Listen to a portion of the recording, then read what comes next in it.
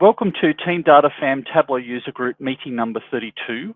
This TUG works a little bit differently to others because we meet at a whole range of different times of the day, basically when the presenter is available.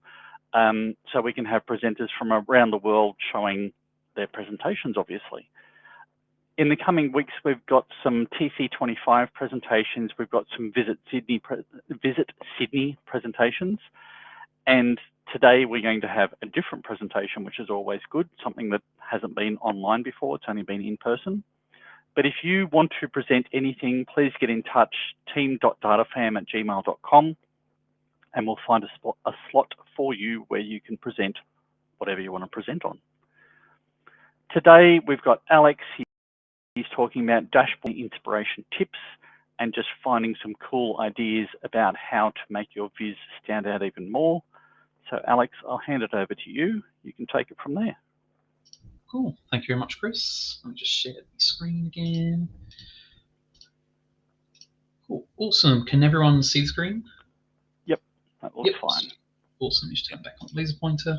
Cool, so I guess just briefly, my name's Alex Taylor-Jackson. The purpose of this TUG is to talk through the dashboard design inspiration, tips and tricks that I myself would think about when designing something in Tableau, or whatever it may be, and also show you some examples of what I've created and what you can create as well. So first off, a little bit of background. I arrived in Australia about 6 years ago now from the UK. I studied economics at uni. I worked at the data school in Sydney, which is kind of like a training program, and then get to do consulting work as well to develop my skills and get experience. Consulting businesses in need of Tableau, SQL, Alteryx requirements. I then joined a financial institution last year. I love using Tableau in my free time, and it's my tool of choice with any data I can get my hands on. So to get right into it, how do you make a visualization or a viz? So I kind of tried to break it down into a few different steps. So the first being, hey, get inspired. So try and find a data source or visualization that you might be passionate about and try and visualize that data. You want to explore the data in step 2. Is it in a format you can actually work with? Does it have enough columns, enough rows to make it interesting, appealing to the end user? It might be appealing to you, and that's great. You can explore what you want to explore.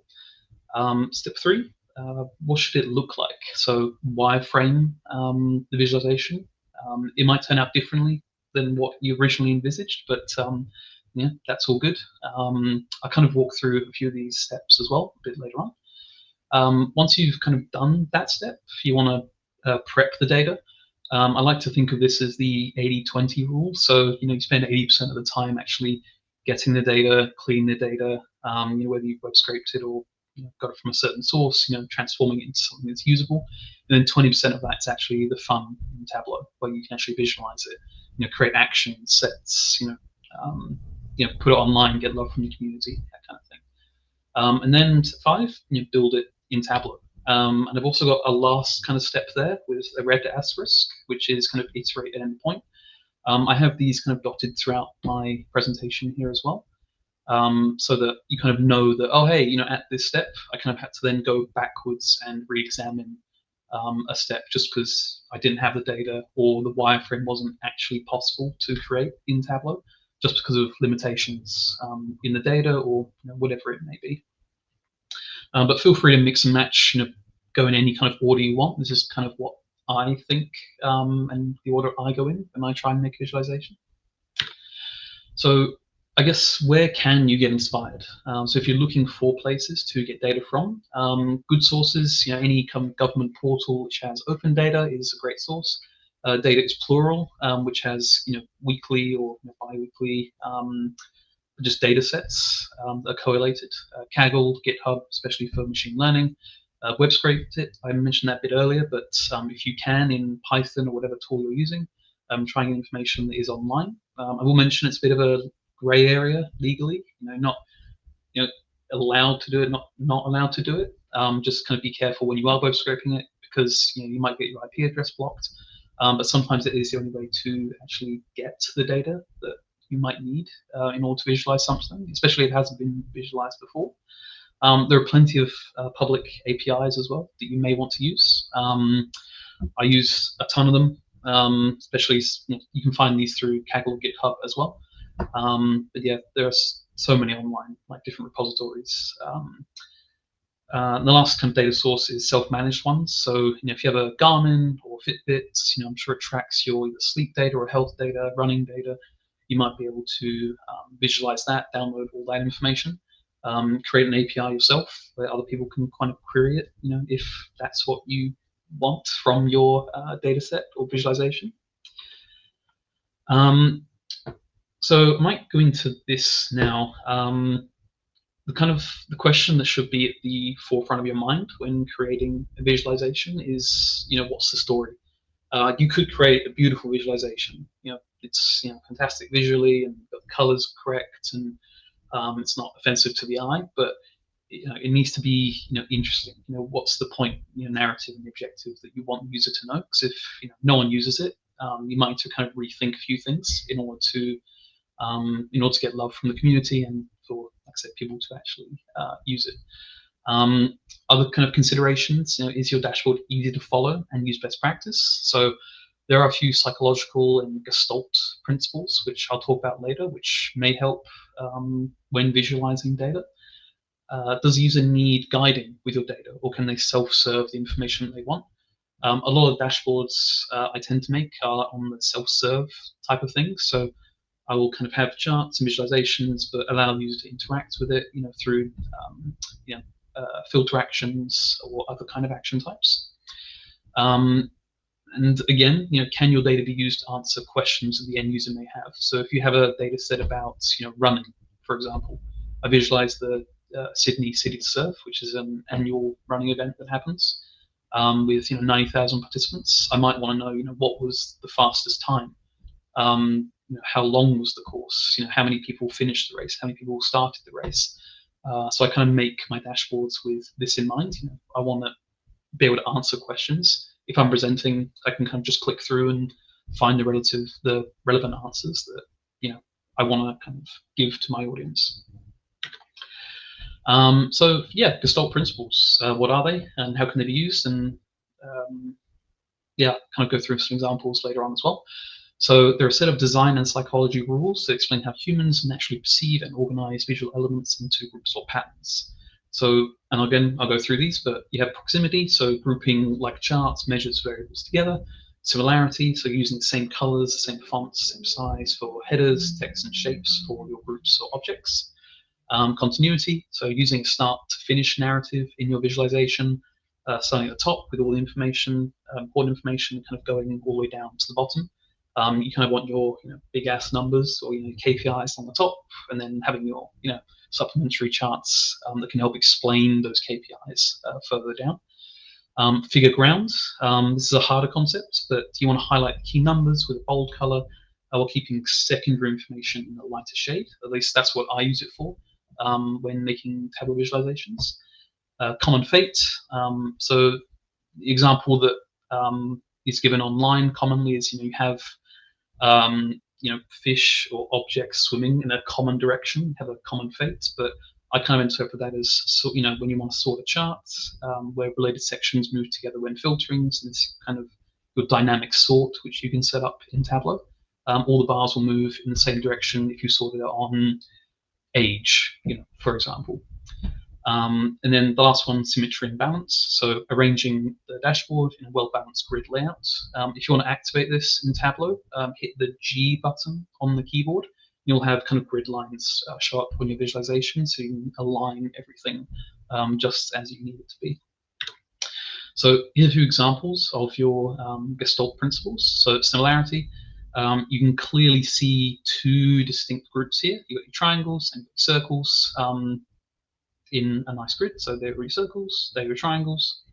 But you can also kind of do this in the same way with your fonts, your size for headers. So all of your titles should have the same size for fonts, the same size for the headers, and then subheaders, again, it's maybe smaller, but still the same size consistently and throughout. They are similar. Next one, proximity. So you want to group like charts, measures, and variables together. So on the left, you can kind of see one distinct group, but just by adding a little bit of space, you can create two distinct groups by grouping them or separating them to create multiple groups or single groups, whatever you may want. And then continuity. So having that start to finish narrative that I spoke about earlier, starting at the top and then working your way down. You can also use it to chart types as well. So you can clearly see here there are two groups or two lines, the curved line and the straight line. You would naturally think that the start of this line here would end here, just because of the shape that you're following it from start to finish. Same with the straight line. Again, you would expect to start there and end here. You wouldn't really expect the start of the curved line to be finishing there. I mean, it can happen, but I mean, human brain and how we perceive information, you expect it to be doing this. Again, with visualization, you might kind of expect to read stuff in the top left and then work your way down, maybe a Z pattern.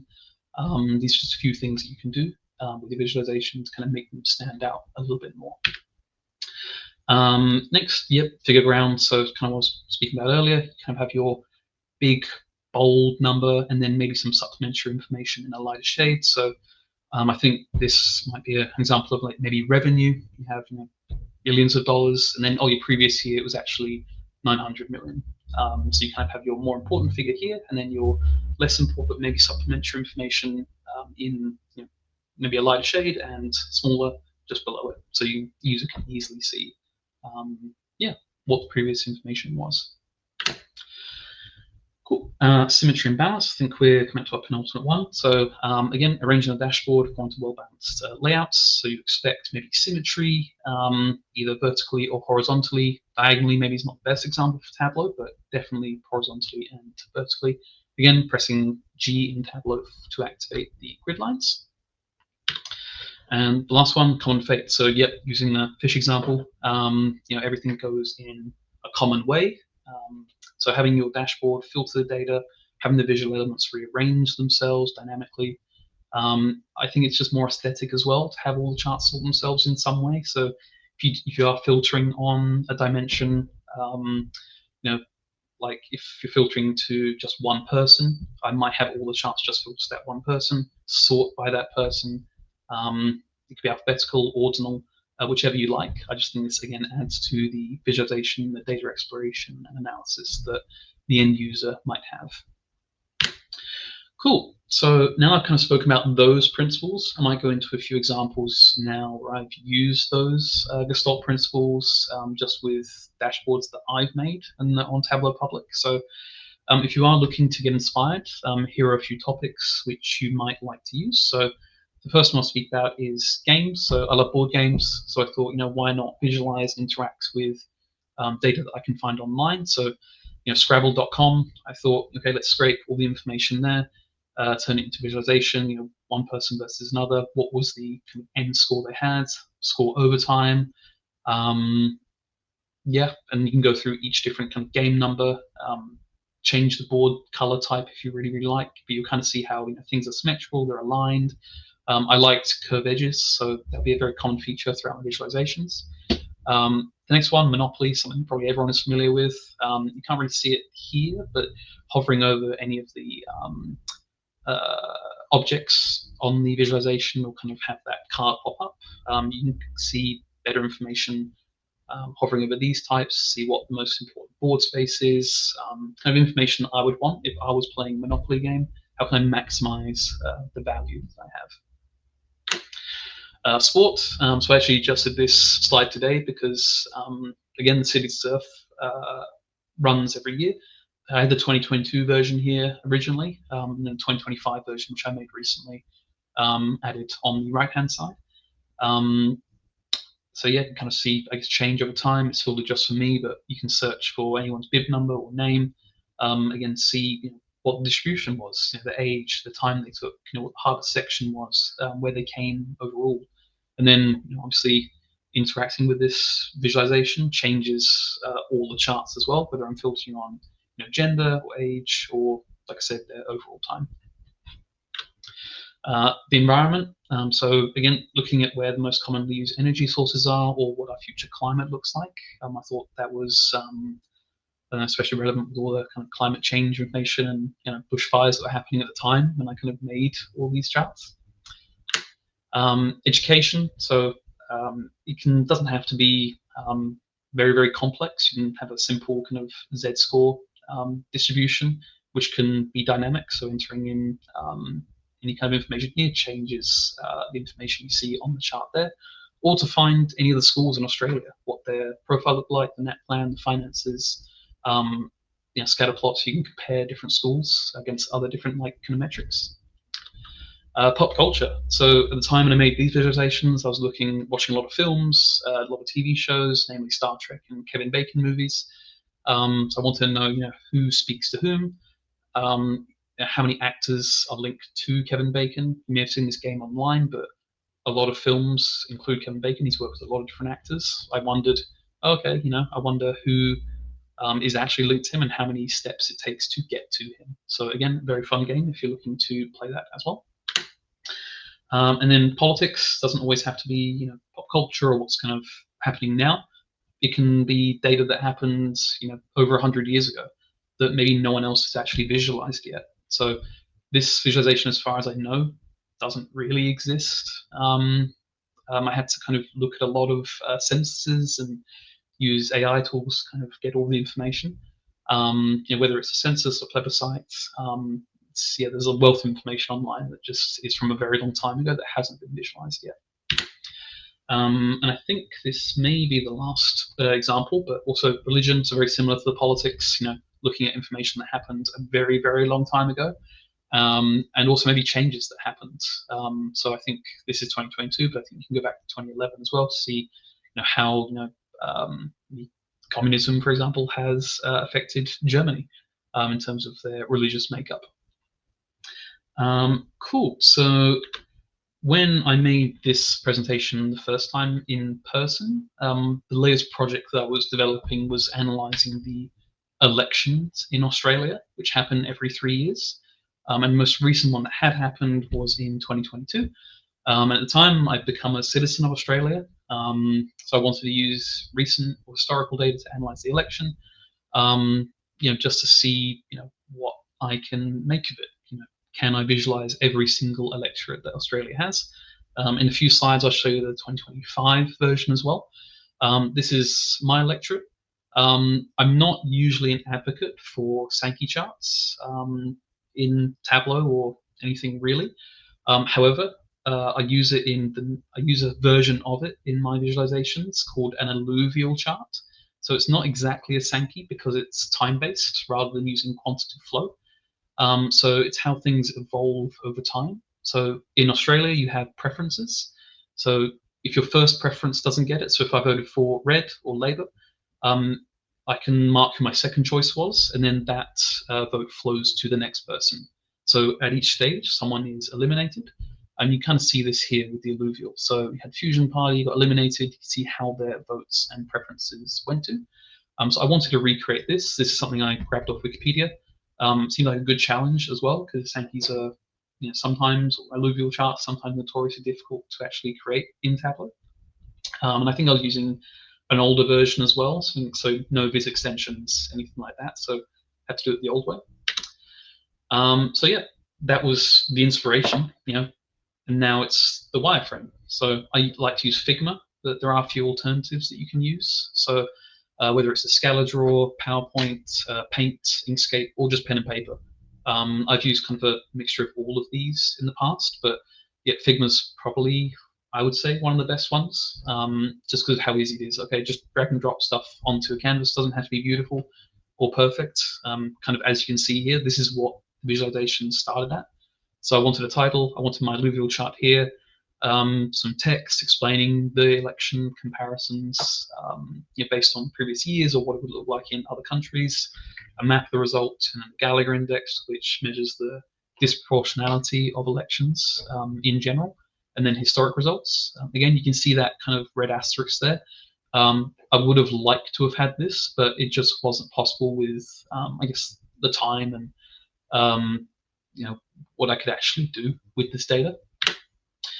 So if you go to this website, the AEC, the Australian Electoral Commission, you can kind of see all the information all the electorates in Australia. This is how it looks. It's not the cleanest, so I had to clean it. I think I either used Python or Alteryx, I can't remember. But you can clean it in Excel as well if you really wanted, either with Power Query, Power Automate. That's also an option if you're looking to have options to clean data.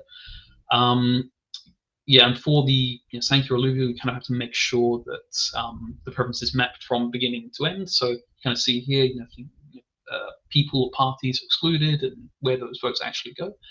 At each stage, I calculated where the loser votes went and repeat this process for the next stage for each loser until 50% was achieved or until a seat is allocated to the party, because that's just how elections work in Australia.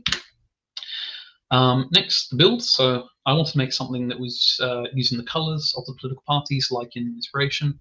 I wanted to make something with curved edges, explained before, kind of like making charts with those. You can achieve this using background images in Figma, and then downloading that, exporting it to Tableau, or by using images of the corners and using containers in Tableau. Highly recommend using containers if you're not using them already.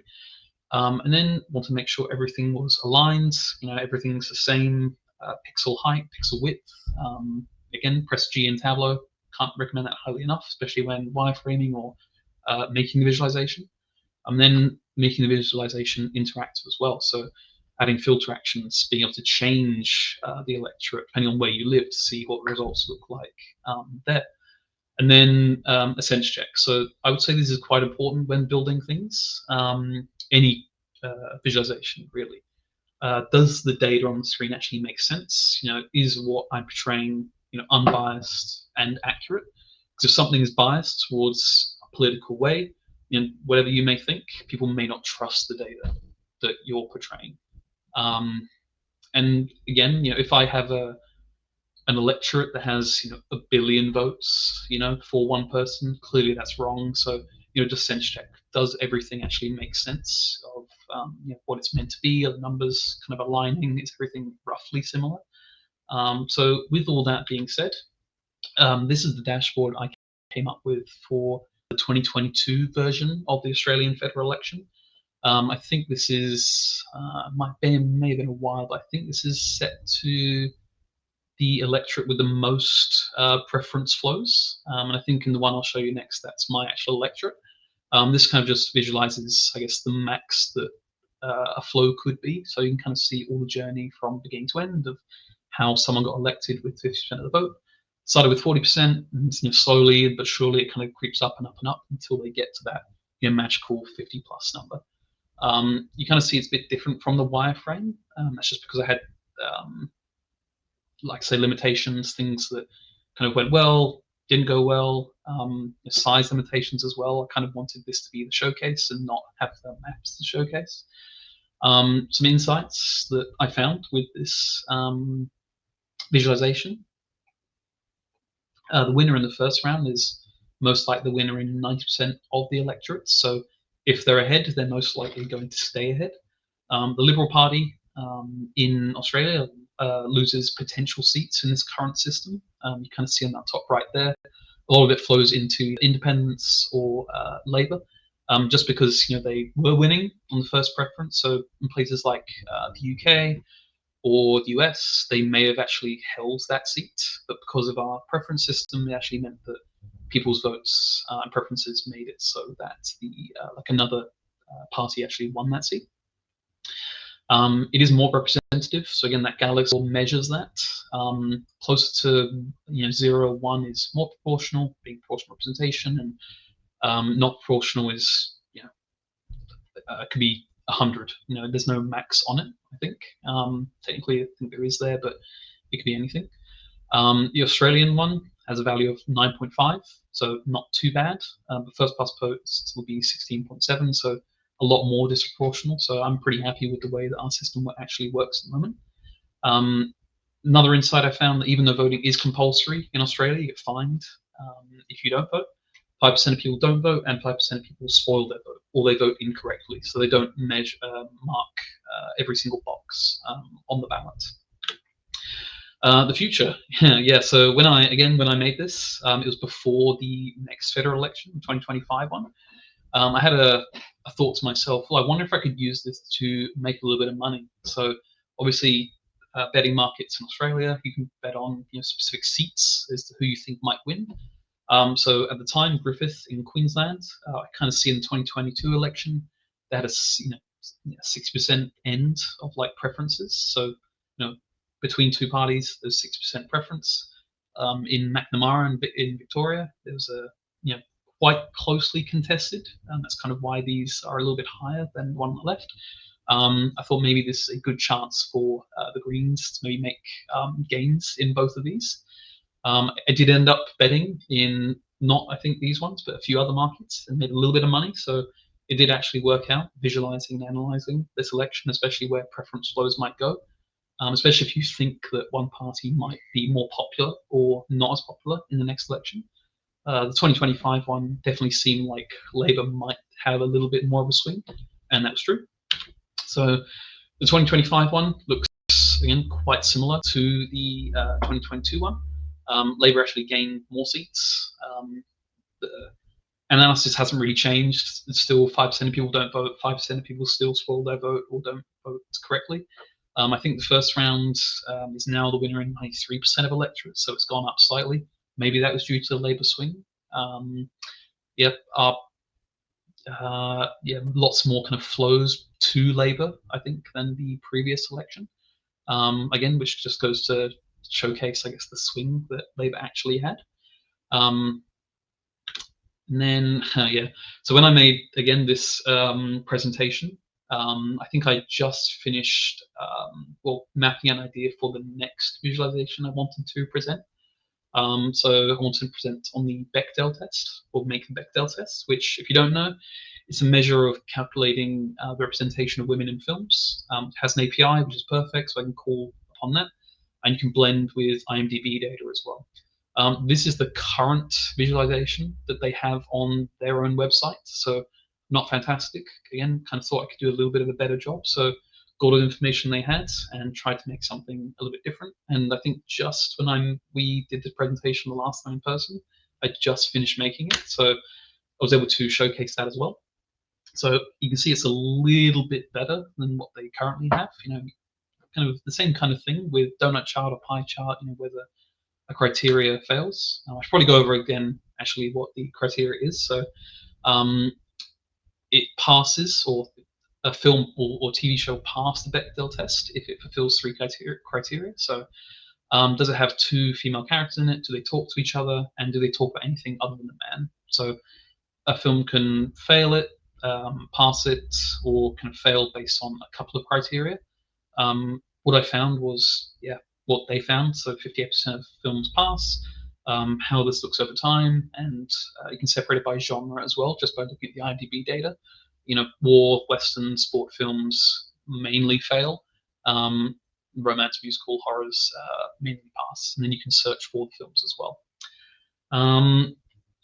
Cool. That, I think, might be it. Don't know how much time I spent talking about that, but hopefully you can see over all those visualizations and analysis kind of all the psychological tricks I was talking about. Kind of you're able to get inspired.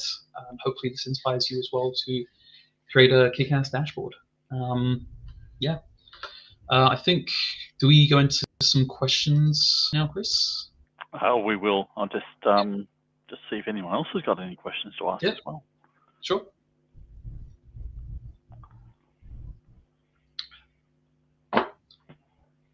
I was amazed that your informal count is 5%.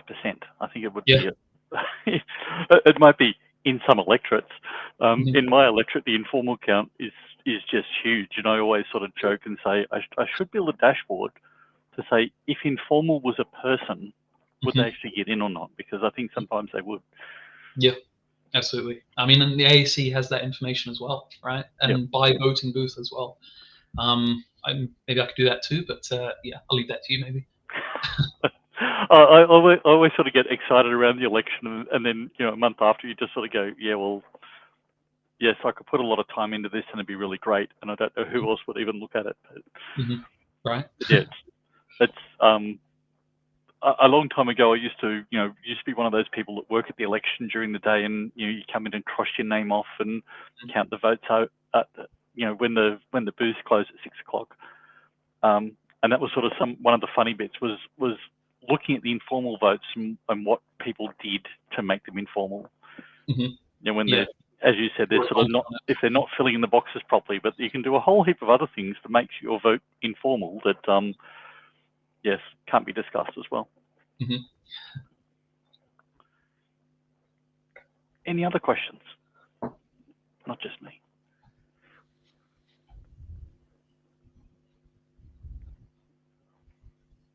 More of a bit of a thanks back to you, Alex. Your Scrap dashboard you did, I reverse engineered some of those features into a dashboard I did last year. So yeah, just a shout out for doing it and publishing it, but also making it easy to understand as to how I could implement something similar. So yeah, that's awesome. Yeah. And Zayad's question was, apart from Tableau Public and Pinterest, are there other places to find inspiration? Ooh, good question. I mean, just day-to-day life as well.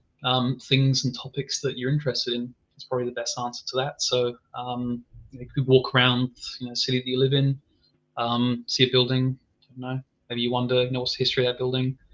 Does it have data behind it? As the most random example I can think of. Data is everywhere in day-to-day life. It's just getting that data is probably the hardest thing. But yeah, Pinterest is a good shout as well. Trying to remember the other data sources that I kind of put on there. So, I mean, just regularly browsing, places like Kaggle or GitHub, data is plural, open data. There's new things that are added every single hour, it feels like. So, yeah, those sources, Kaggle probably and GitHub most exclusively. And as Viraj said, there's data.world, so there's a lot of public data sets on that. There's a lot of government public data sets as well. I agree. I was agreeing with you on the ethics of web scraping. Of it's depending on the country, it's legal. It's just how much is it frowned upon. It depends on what you're actually trying to do with it, and once you've got the data, what are you doing with it? Yeah, it's always just. Yeah, I might add to that more in the sense that so if you are web scraping, I think as long as you're not using it for not like commercial purposes and trying to make money off of it, I think it might be okay. But as soon as you try and commercialize someone else's data that they put online, even though it's public, they might come after you potentially. So I guess it's important that you're not trying to monetize it so much, or if you are, seek permission. The worst they can say is no. Yeah, it does. There's a very grey area around there about when you're trying to do things. I know that there's even some businesses in Australia that have a team that stop people from scraping their website for various information that's publicly available, but not in the quantity that you want to pull through an API. So, yeah, it's a very grey area. It's definitely happened to me. Scraping the Star Trek visualization data I showed earlier. Got my I think IP blocked for a little bit. Waited a little bit and then back again. Okay, go about this a better way. And as you said, with Alteryx and stuff like that, it's really easy to respect the website or respect the API and just do things slower. But yeah, sort of there's always that legal side of should you be doing it at all or not, which is usually yes, you can do it, but there's other restrictions may apply as well.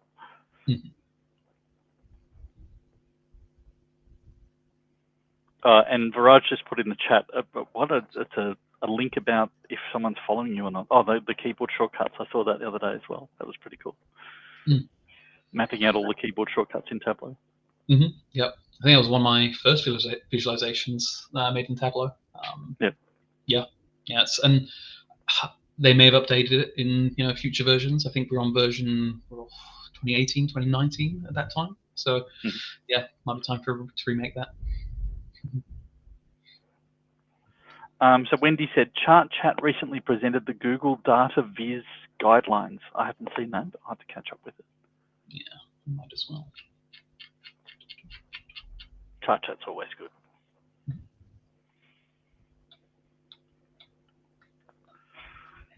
Awesome. Okay, here's all Alex's contact details if you need to get in touch afterwards.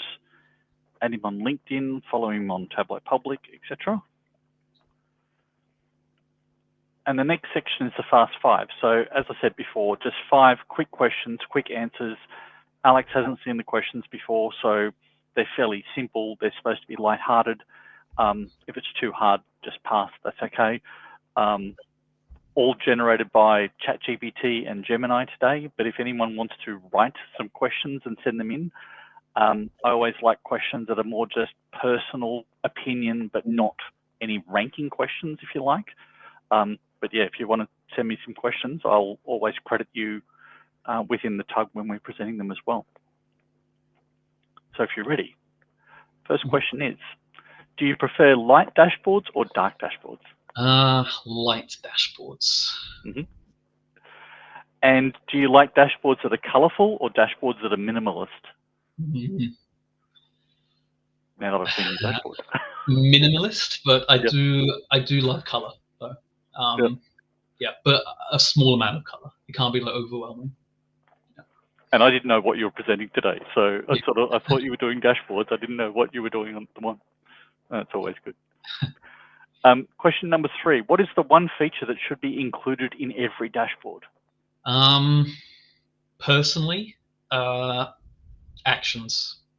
And I say that just to be able to interact with the visualization itself. It can be great as a standalone image, don't get me wrong, but the ability to kind of change the parameter, change the filter, change what all the information you're seeing is very, very powerful. Yep, definitely. And what's one feature you hope Tableau never changes? They never change. No,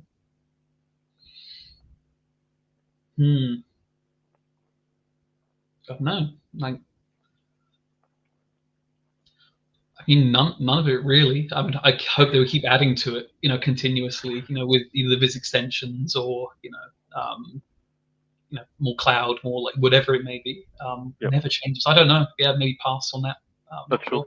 No worries. That was a trick question anyway. Mm-hmm. And what non-data profession do you think could benefit most from learning Tableau? Oof. All of them. I don't know. It's the new oil, right? Like data. So Yep. It's continuously being more commercialized and I don't know, leaked and all that kind of stuff because it is so valuable. Non-data profession. I mean, maybe even more like manual jobs, like things that aren't using a computer because maybe they're not, will have the ability to download Tableau so much. So I know stuff that requires manual work, trades, potentially see what sales are looking like over time, or revenue, customers, profit, that kind of thing. So yeah, maybe trades. Yep. Perfect. That's easy. That was 5. So our next meeting, again, we've got to wait a whole week for this meeting as well. It's we had a run there where we had like 2 meetings a week, but now we're down to 1. So Siobhan's talking about increasing user engagement at the Bank of Ireland. So that's good. It's a time that suits, again, us all the way through to Europe. Not so much if you're in the US, but again, you can come and watch the meeting live, and you can obviously answer questions and do whatever you need to. If you can't make it to the meeting, the same as this one and everything else that we do, and a whole heap of online tugs are on YouTube. So youtube.com/TeamDataFam. There's also a Spotify and an Apple podcast, so you can listen to them, watch them later on, but you can listen on the go if you like. And for anything about presenting content, etc., any other questions you might have, please email me at team.datafam@gmail.com. So thanks, Alex, for that. That was great. It was nice to go through that and sort of see your dashboards and about elections and everything else that you've done as well. It was really good to see. Cool. Thanks for having me, Chris. And thank you, Tableau user group as well. No worries. And I think there's another question in the forum that I missed, but no, it's just some other chat.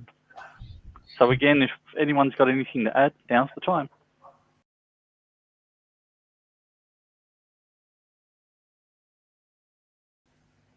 Wendy, I thought you were going to say something.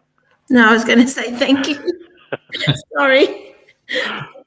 No, that was great, Alex. Thank you very much. Thank you very much, Wendy. Perfect. If that's it, that's the end. Cool. Okay. Awesome. Again, thanks, Alex, for your time. It was really good to Thank see. you. We'll talk to you soon. Awesome. Thank you very much, Chris. Thank you. Okay. Thank you, everyone. Okay. Bye.